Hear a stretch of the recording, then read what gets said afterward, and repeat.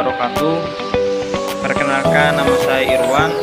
Saya dari Prodi PGSD kelas A semester 3. Di sini saya ingin mengerjakan tugas mata kuliah dari pengembangan pelajaran matematika SD yang di dosen pengampunnya oleh Ibu Husnul Khotimah MPD.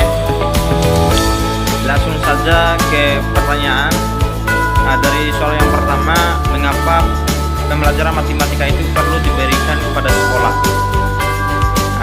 Langsung saja dengan jawaban yang sederhana, saya menjawab karena matematika itu adalah pembelajaran yang sangat penting dalam sekolah, maupun itu anak sekolah dasar maupun di sekolah-sekolah tinggi. Kemudian dalam pembelajaran matematika ini otomatis akan memberikan pengaruh besar bagi peserta didik maupun orang-orang yang mempelajarinya, karena akan memberikan pembekalan atau ilmu-ilmu yang logis, ilmu-ilmu yang analitis, ilmu-ilmu yang sistematis dan kritis maupun kreatif. Kemudian dalam pembelajaran matematika itu sendiri akan memberikan anak peserta didik itu bagaimana mereka itu berpikir nalar, bagaimana mereka menggunakan pikiran nalar kritis mereka, bagaimana mereka mengembangkan kemampuan cara berpikir mereka sehingga mereka dapat menjadi orang yang berguna. Yang pertama, mereka dapat mengetahui apa saja sih mengetahui uang-uang atau bagaimana mereka menghitung benda-benda dan mengukur sesuatu hal dan bisa tahu pecahan dan bilangan. Mungkin seperti itu untuk pertanyaan yang nomor 1. Kemudian soal yang nomor 2, selain faktor penguasaan materi matematika, mengapa pemahaman teori belajar memegang peranan penting dalam pembelajaran matematika? Jawabannya, karena dalam proses pembelajaran baik formal, informal maupun non-formal, teori pembelajaran ini memiliki peran yang sangat penting di dalamnya. Karena dalam teori pembelajaran ini akan menentukan bagaimana proses pembelajaran itu menjadi terarah, menjadi lurus, dan menjadi sebagai hal yang diajarkan kepada siswa. Kemudian penguasaan teori ini dimaksudkan bagaimana seorang guru itu mempertanggungjawabkan apa yang diajarkan di dalam kelas. Mungkin seperti itu untuk pertanyaan yang nomor 2. Kemudian soal yang nomor 3 tentang kendala-kendala dalam proses pembelajaran. Otomatis di sini saya akan menjelaskan kendala-kendala dalam proses pembelajaran matematika. Otomatis pembelajaran matematika ini adalah pembelajaran yang sangat kurang diminati oleh siswa, karena berhubungan juga ini melakukan perhitungan dan bagaimana menggunakan alat kritis yang dalam dan mencapai keinginan. Dalam hal kendala-kendala itu, yang pertama itu siswa kurang memahami, kemudian siswa kurang fokus, dan siswa kurang konsentrasi dan sebagainya. Ya, untuk mengatasi kendala-kendala itu saya menggunakan metode inquiry. Kenapa menggunakan metode inquiry?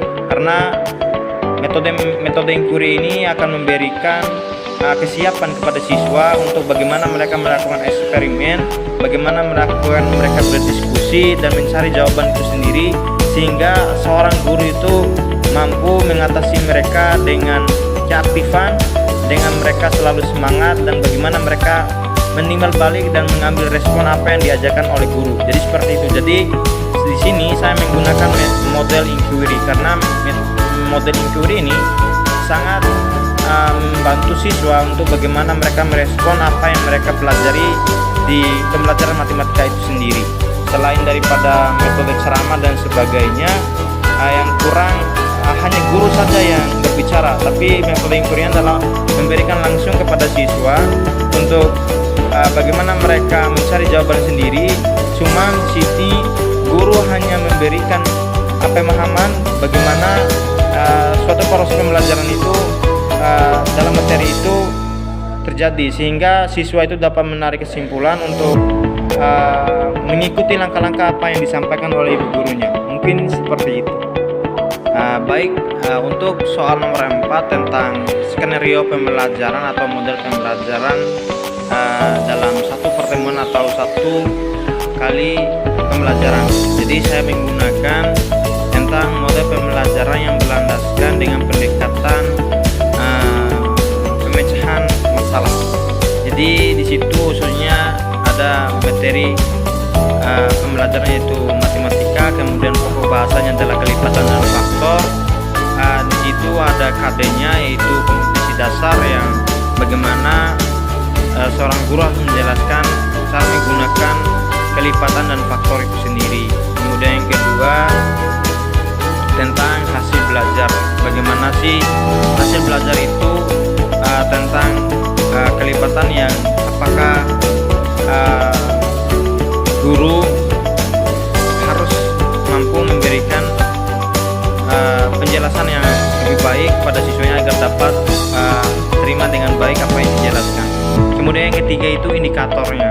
Apa saja indikatornya? Itu siswa diberikan bagaimana mereka menentukan daripada kelipatan itu sendiri, bagaimana mereka menentukan dua kelipatan persekutuan, dan bagaimana mereka menyelesaikan suatu permasalahan dalam kelipatan itu sendiri. Kemudian yang kelima yaitu ada media uraian materinya. Jadi uraian materinya itu teman-temannya semua itu ada pengertian daripada kelipatan itu sendiri, kemudian apa saja sih contoh dari kelipatan itu sendiri. Jadi bilangan juga, bilangan kelipatan itu apa saja. Jadi guru harus menjelaskan dan siswa harus mencari tahu apa saja sih daripada uraian materi itu.